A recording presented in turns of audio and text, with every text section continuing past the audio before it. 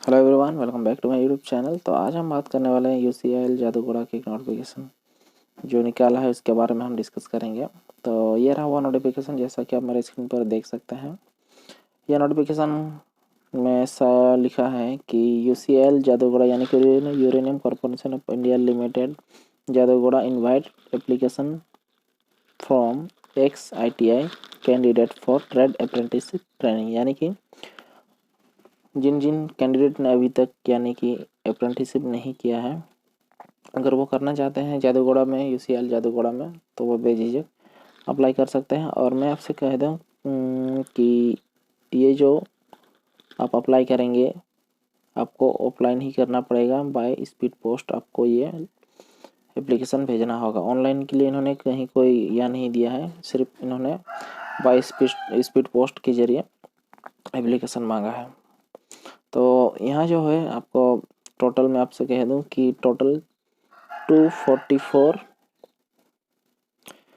Seat है, इन्होंने seat रखा है 244 सीट रखा है।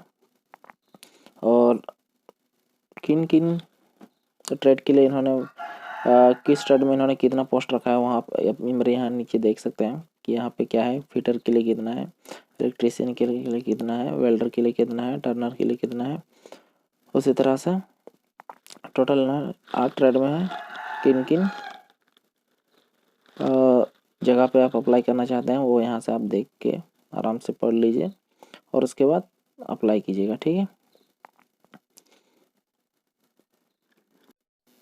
तो एक और बात बता दूँ कि ये जो आप अप्रेंटिसशिप करेंगे यहाँ पे, तो आपको सिर्फ 1 साल का ही कराया जाएगा, इस बात का ध्यान दीजिएगा। तो नीचे की ओर चलते हैं।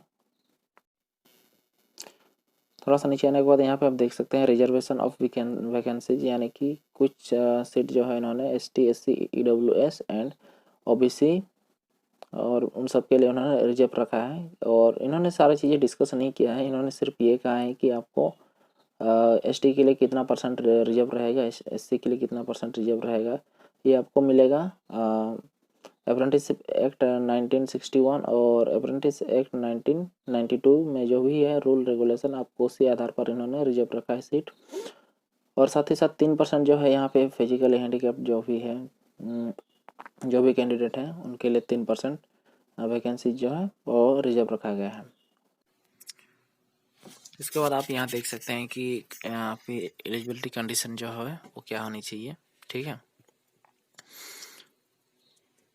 और इसको आप चाहे तो पढ़ सकते हैं, या तो आप यहाँ पे साफ साफ लिखा हुआ है कि आपको ज़्यादा कुछ नहीं है, कम से कम मैट्रिक में जो है इनके पास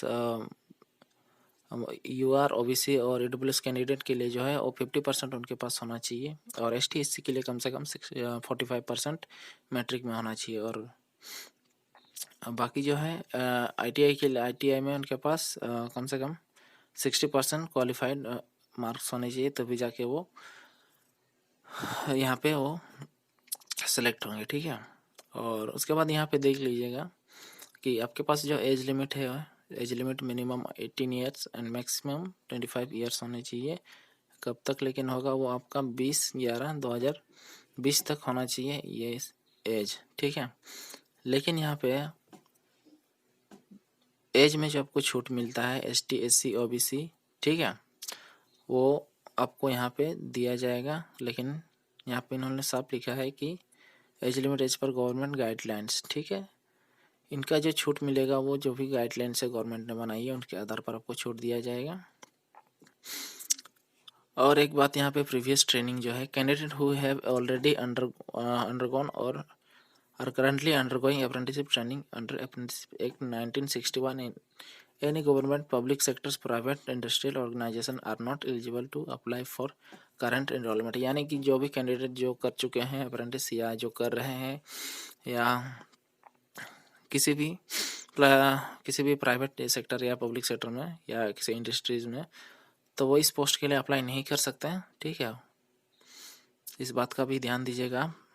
और पेमेंट जो आपको मिलेगा, यानी कि स्टाइपेंड जो आपको मिलेगा अप्रेंटिस में, वो minimum rate of stipend per month payable to apprenticeship shall be followed by rule. यहाँ पे सिर्फ जैसा कि मैंने कहा कि इन्होंने ज़्यादातर यह में रूल लिखा है कि आपको कि अप्रेंटिसशिप रूल 1992 में जो रूल है मिनिमम वेजेस देने का, स्टाइपेंड देने का, सॉरी। तो वही आपको दिया जाएगा। अगर आप नहीं जानते हैं कि 1992 में जो इनका रूल है स्टाइपेंड का ITI में, नहीं अप्रेंटिसशिप में, तो मैं आपको उसका लिंक भी नीचे दे दूंगा, आप चाहे तो वो देख लीजिएगा।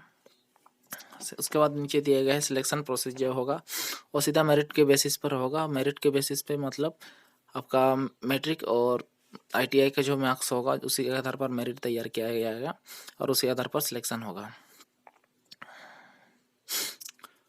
और नीचे यहाँ पे आप देख लीजिए 7 नंबर पे इन्होंने लिखा है कि टाइप ऑफ एप्लीकेशन जो है और नीचे दिया गया है, ठीक है। लास्ट पेज में आपको वो भी मैं आपको दिखा दूंगा और क्या क्या डॉक्यूमेंट लगेगा वो भी नीचे दिया गया है। लेकिन यहाँ 7 नंबर में भी आपको मिल जाएगा, यहाँ पे जैसे देख सकते हैं, ठीक है। और यहाँ उन्होंने किसी ऑनलाइन के माध्यम से अप्लाई करने के लिए कोई जिक्र नहीं किया है। सिर्फ इन्होंने कहा है कि बाय स्पीड पोस्ट ओनली, सिर्फ और सिर्फ स्पीड पोस्ट के जरिए ही आपको अप्लाई करना है। लेकिन 10 तारीख से पहले यानी कि 10 दिसंबर 2020 से पहले ही आपको अप्लाई करना है। उससे पहले उसके बाद अगर आपने अप्लाई किया तो वो आपका रिजेक्ट कर देंगे। किसके नाम पे आपको भेजना है, एड्रेस किसको करना है, यानी कि जनरल मैनेजर, ठीक है। यहाँ पे लिखा गया है एड्रेस, आपको आपको एड्रेस करना है।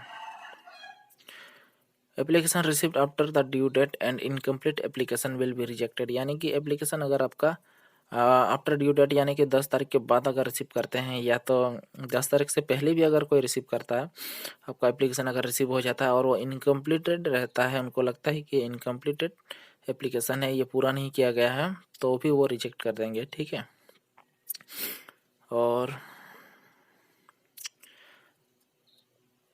उसके बाद मैं आपको कुछ मेन चीज़ आपको बताऊंगा कि किन किन कैंडिडेट का सिलेक्ट होने का ज़्यादा चांसेस है, तो वो हम नीचे देखेंगे, ठीक है।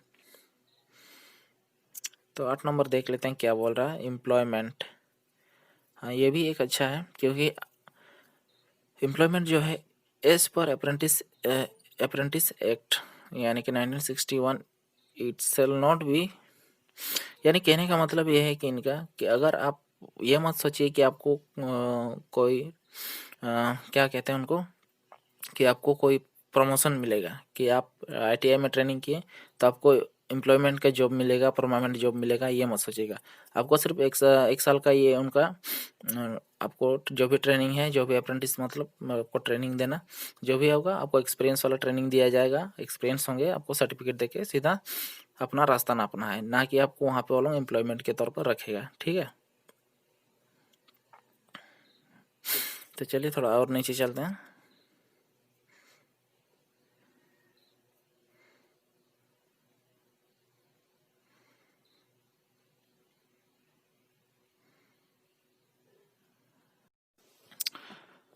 तो यहाँ पे आप देख सकते हैं कि नोट में इन्होंने 9 नंबर में लिखा है, 9 नंबर के C सेक्शन में आप देख सकते हैं कि प्रेफरेंस उनको ही दिया जाएगा ज़्यादातर, कि बिलोंग टू यानी कि जो कैंडिडेट डिस्प्लेस है, लैंड डिस्प्लेस्ड है, और जो प्रोजेक्ट एरिया इफेक्टेड एरिया में आते हैं तो उनको ही ज़्यादा तवज्जो दिया जाएगा, उनको ही ज़्यादा वैल्यू दिया जाएगा, उनके सेलेक्ट होने का चांसेस ज़्यादा है, इस बात का भी आप ध्यान दीजिएगा। और डी में देख लीजिए, candidate holding ITI certificate can only apply, यानी कि जिसके पास सर्टिफिकेट है अभी ITI का वही अप्लाई कर सकते हैं। क्योंकि आप जानते हैं किसी किसी कंपनी हो या कोई भी फैक्ट्री हो, कहीं कहीं पे ऐसा भी होता है कि अगर आप ITI कर चुके हैं, सिर्फ आपका सर्टिफिकेट का इंतजार है, तब भी आप अप्लाई कर सकते हैं। लेकिन UCIL में आप ऐसा नहीं कर सकते हैं, आपके पास सर्टिफिकेट होगा तभी जाके आप अप्लाई कर सकते हैं। लास्ट डेट ऑफ सबमिशन जैसे कि आपने देख लिया हो, तो मैंने आपको पहले ही बता दिया। और ये रहा वो एप्लीकेशन जिसको आपको भर के 22 स्पीड पोस्ट करना है। ये तो एप्लीकेशन जो है आपको इस नोटिफिकेशन में भी मिल जाएगा, या तो आप इनके ऑफिशियल वेबसाइट में भी जाके डाउनलोड कर सकते हैं, ठीक है।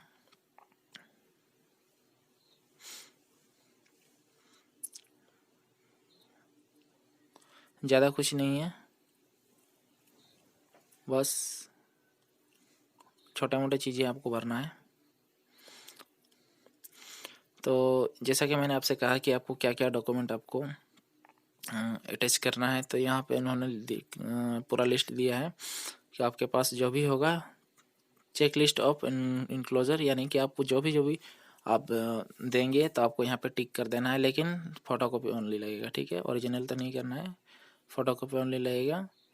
एसएससी या तो मैट्रिक बोर्ड का मार्कशीट लगेगा, ITI pass certificate and marksheet लगेगा, कम्युनिटी सर्टिफिकेट यानी कि ST हैं, OBC हैं, आप किस कैटेगरी के हैं, आधार कार्ड और pan card, recent passport size photo, उसके बाद सेल्फ एड्रेस एंड इनवेल्व लगेगा, साइज दिया है, इनवेल्व का साइज क्या होगा। उसके बाद एड्रेस प्रूफ कॉपी, उसके बाद land certificate copy. Land certificate copy इसलिए क्योंकि अगर आप डिस्प्लेस में आते हैं तो आपको ज़्यादा तवज्जो दे सकें, इसीलिए आपसे लैंड सर्टिफिकेट की कॉपी मांगा जा रहा है। सो गाइस, वीडियो कैसा लगा मुझे कमेंट करके जरूर बताइएगा, और ऐसे वीडियोस देखने के लिए चैनल को जरूर सब्सक्राइब कीजिएगा। तो मिलते हैं नेक्स्ट वीडियो में।